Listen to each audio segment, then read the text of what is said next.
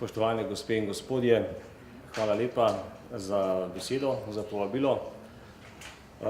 Mogoče, če samo kratko dopolnim to uvodno predstavitev. Prihajam iz Šolskega centra Škofja Loka, ki je na tem gorenjskem delu, v gorenjski regiji, osrednja izobraževalna inštitucija na področju poklicnega tehničnega izobraževanja.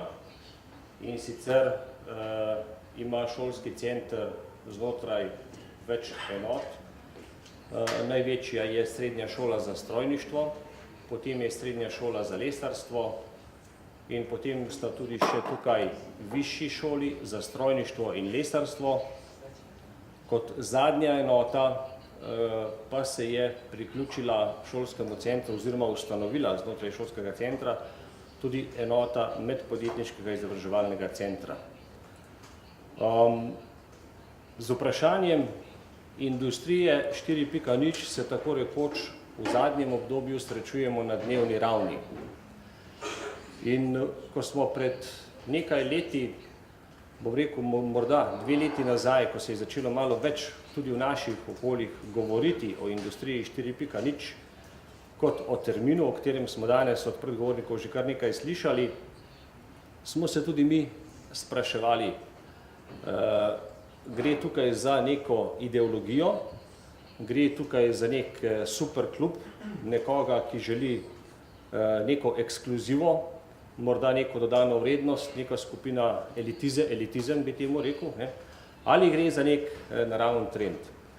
In vsekakor smo prišli do tega, da oziroma ugotavljamo iz prakse, kar je tudi moja tema te predstavitve današnje,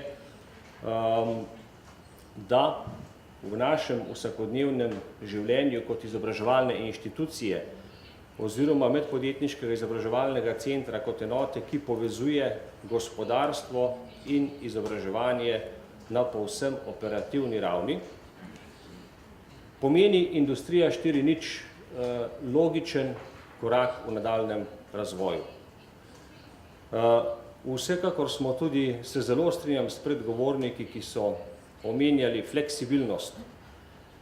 Torej, predvsem z našega vidika to pomeni fleksibilnost pri uvajanju pristopov sodelovanja, pri uvajanju izobraževalnih programov.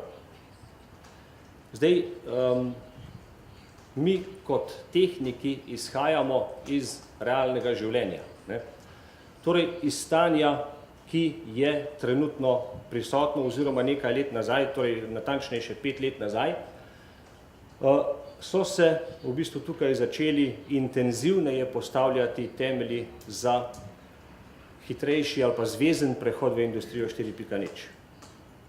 Razvojna usmerjenost šolskega centra se je potencirala z izgradnjo medpodjetniškega izobraževalnega centra.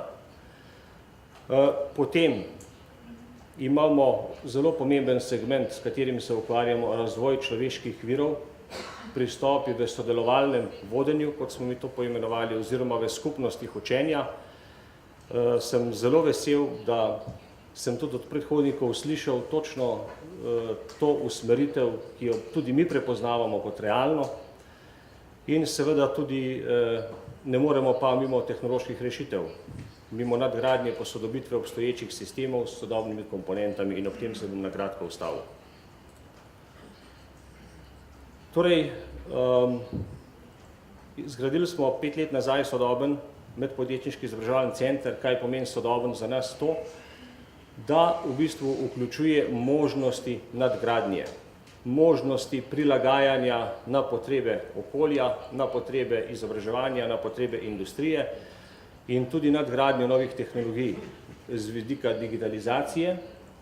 Naj si bo to z vidika same stavbe, energetske učinkovitosti, strojev, naprav, tehnologij. Torej, en skupen imenovalec tukaj najdemo v odprtosti digitalizaciji, na kratko.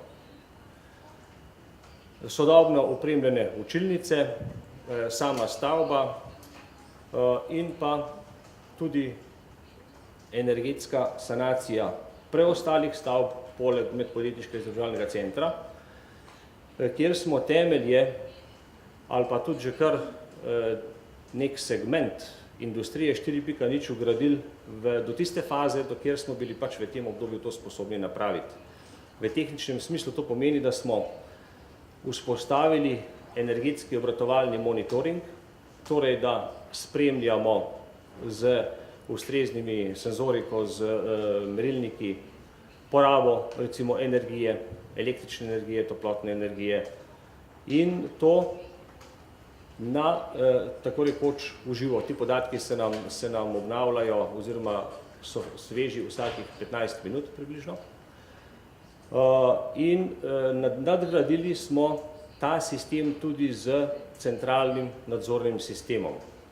Se pravi, tukaj govorimo zdaj o vseh teh sistemih, ki so z energetskega vidika pomembni oziroma temeljni gradnik tiste najvišje stopnje digitalizacije, kjer pač potem vse te podatke povezujemo in uporabljamo. Razvoj človeških virov, to je res polje za posebno konferenco, oziroma o tem sem prepričan, kot se danes pogovarjamo, se bomo še velikokrat tudi v bodoče pogovarjali. Mi gradimo, pravimo, kulturo sodelovanja.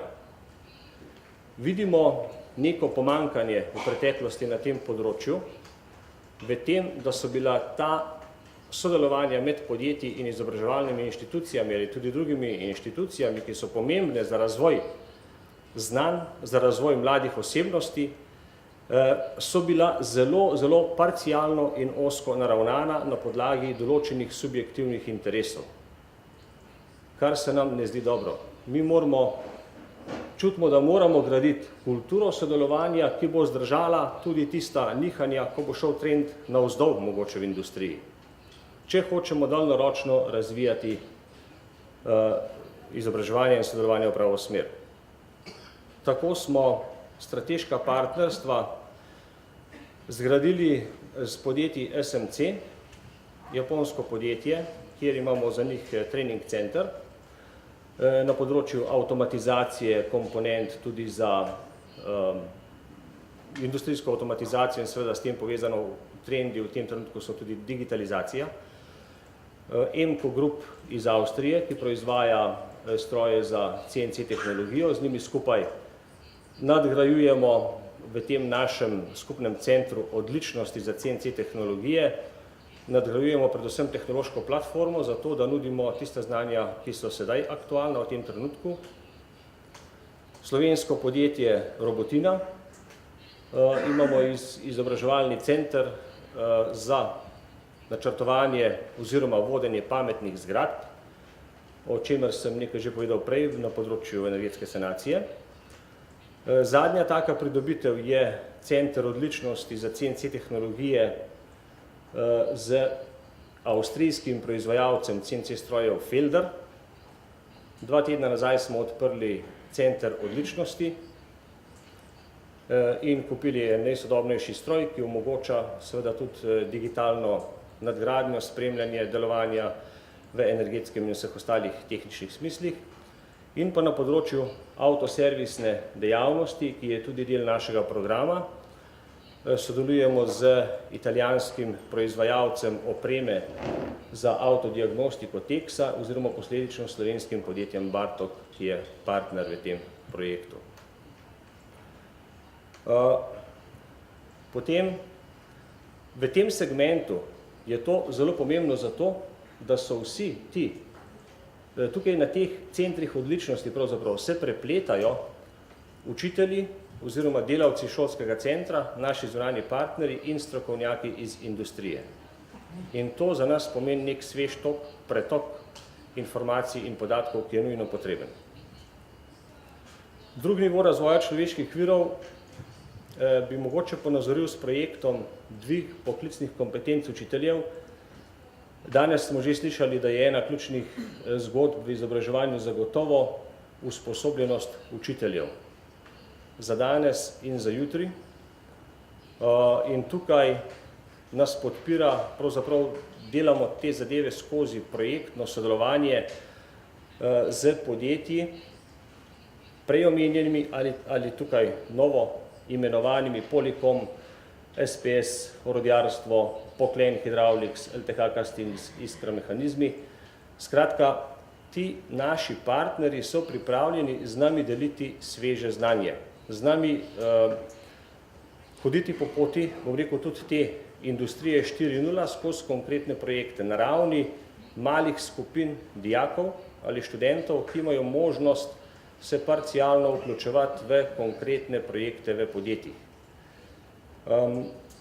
To je zelo povezano tudi z motivacijo, ki je moj predhodnik omenil in ki je res velikokrat lahko velik problem. Mi tukaj vidimo veliko priložnost v tem, da potenciramo projektno delo in izkustveno učenje.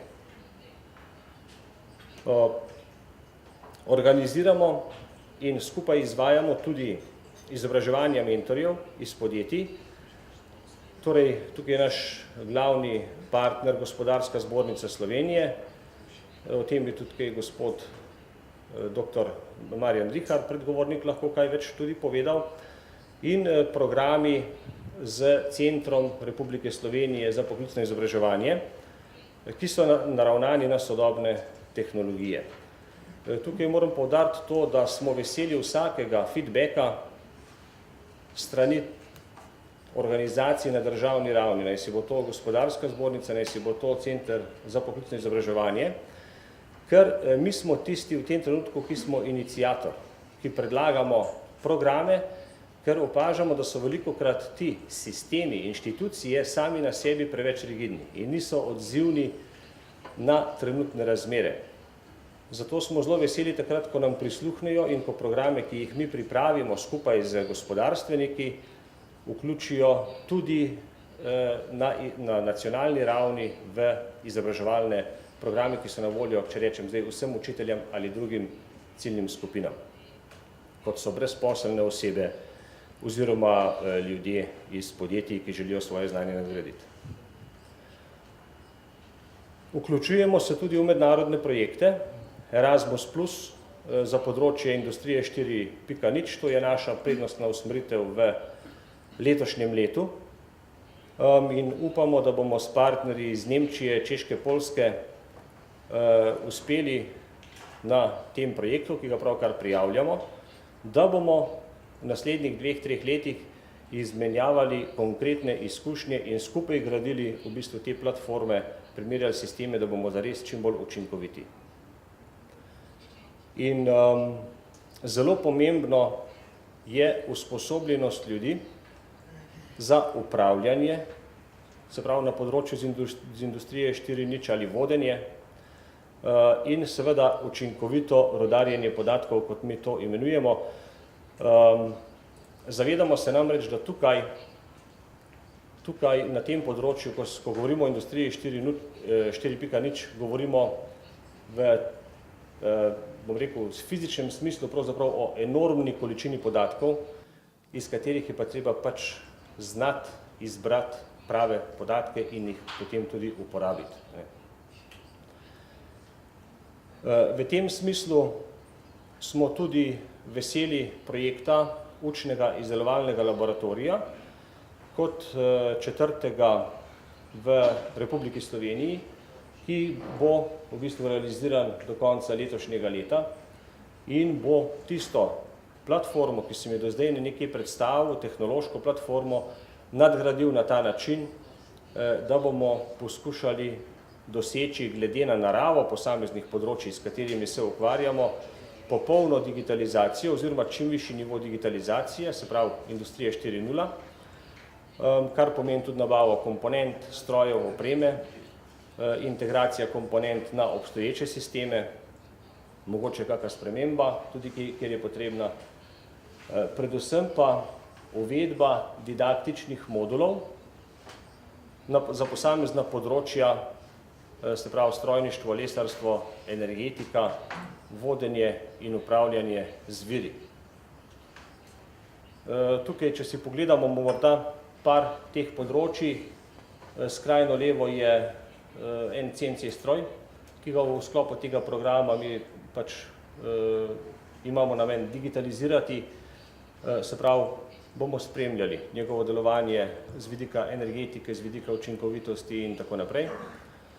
Potem imamo nek sistem prezračevanja, ki ga moramo nadgraditi digitalno v tem smislu, da bo mogoče hkrati za vse te ostale področja tudi ali pa 3D tiskanje, desno zgoraj, spodaj je stroj za brizganje plastike, torej za recimo izdelavo promocijskih izdelkov, ki jih naši dijaki ali študentje izdelajo v medpodjetniškem izobraževalnem centru, ali pa za področje avtomatizacije, industrijske avtomatizacije spodaj levo, da bo pač to vodenje, spremljanje, možno v bistvu upravljanje centralno. Tako kot je pač tam na sredini prikazano, morda se malo slabo vidi, grafi so tam za različne vrednosti, za različne resurse, različne vire, ki jih potem spremljamo na različnih nivojih.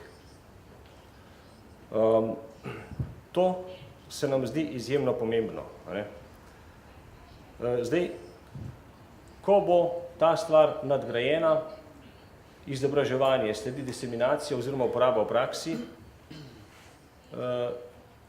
izobraževanje in delo v okolju industrije 4.0 za zaposlene, udeležence rednih izobraževanj, torej kako bomo te vsebine implementirali v kurikulum, je največ odvisno od ljudi.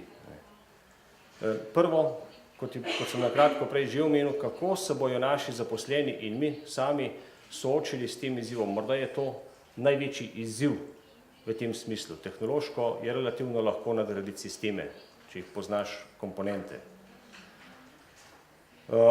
Potem načrtovanja izobraževanja za ciljne skupine, podjetja, brezposelne, to, kar že počnemo, ampak pričakujemo, da bomo po realizaciji teh zastavljenih ciljev to lahko dejansko uspešno implementirali tudi čist na konkretnih primerih industrije 4.0 za posamezna področja.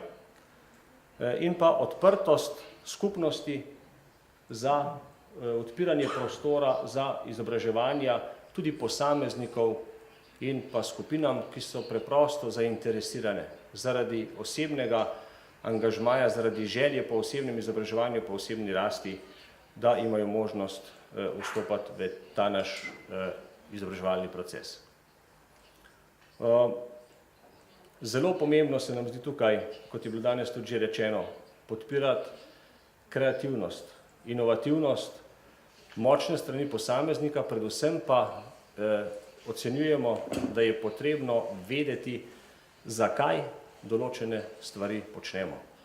Zakaj to počnemo, kar počnemo, za koga to počnemo in ali smo kot izobraževalna inštitucija zreli dovolj, da se zavedamo, kako pomemben je ta vzgojni proces.